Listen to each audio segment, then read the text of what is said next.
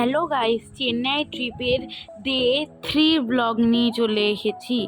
তো গাইস, আমরা তো রাত্রিবেলা 12:30টার সময় তিরুপতির টিকিটের বুকিংয়ের জন্য লাইন দিয়েছিলাম।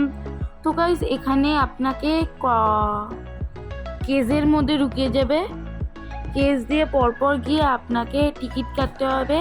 টিকিটে যে টাইমে স্লট দেবে সেই টাইমে বাস বুকিং করে যেতে হবে আপনাকে তিরুপতি দর্শনে। তারপরে গাড়ি 3:30টার সময় আমরা বাড়ি চলে এসেছিলাম, মানে হোটেলে। তারপরে আমরা শুয়ে পড়বো, কালকে সকালবেলা সাইট সিন করতে যাব। তো গাইস, তারপরে এখন বাজে 9:30। আমরা এখন সাইট সিনের জন্য বেরিয়ে গেছি। এইখানে হচ্ছে এখন সময় হয়েছে 9:45। তারপরে এখানে 5টা মন্দির আছে। তো গাইস, দেখতে থাকুন ব্লগটা।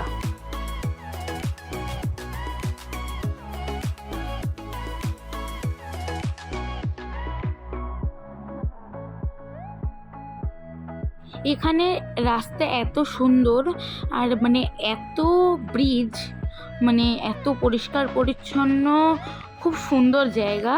আর এখানে আপনারা অটোও পাবেন, বাসে করেও ঘুরতে যেতে পারবেন। তো গাইস, এখানে আমরা বক বক করছিলাম।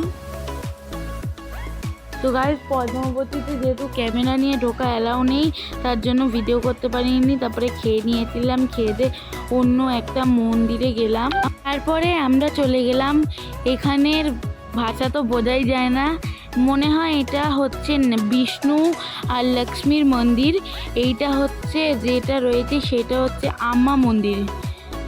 তো গাইজ, এর ভেতরে আমরা চলে গেছি।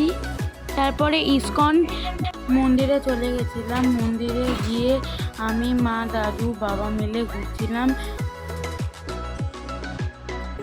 মন্দিরের ভিতরটা খুব সুন্দর। বাবা তারপরে 10টা বাচ্চার জন্য টাকা দিল। 2:45 বাজে, এখন খেতে ঢুকেছি। একটা নিরামিষ, যেহেতু আজকে শনিবার, তাই নিরামিষ খাই। তারপরে চলে গেছিলাম কপিল দেবের মন্দিরে। এটা একটি নবগ্রহের মন্দির।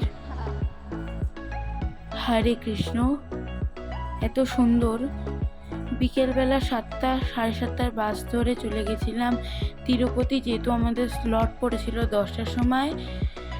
গাইজ, সেখানে তো আমরা পাহাড়ের এত উঁচু তিরুপতি, এখানে তো ফোন নিয়ে ঢোকা অ্যালাউ না, তাই ভিডিও করতে পারিনি। আমরা 10টার সময় চলে গেছিলাম মন্দিরের ভেতরে। তারপরে গাইজ, আমরা 10:30 নাগাদ বেরিয়ে গেছি মন্দির থেকে। মন্দিরে ফটো কিছু তুলেছিলাম, সেগুলো আপনাদের সাথে শেয়ার করলাম। ভালো লাগলে লাইক, কমেন্ট, শেয়ার, সাবস্ক্রাইব করে দেবেন। Ta-ta, see you next part, দেখা হচ্ছে।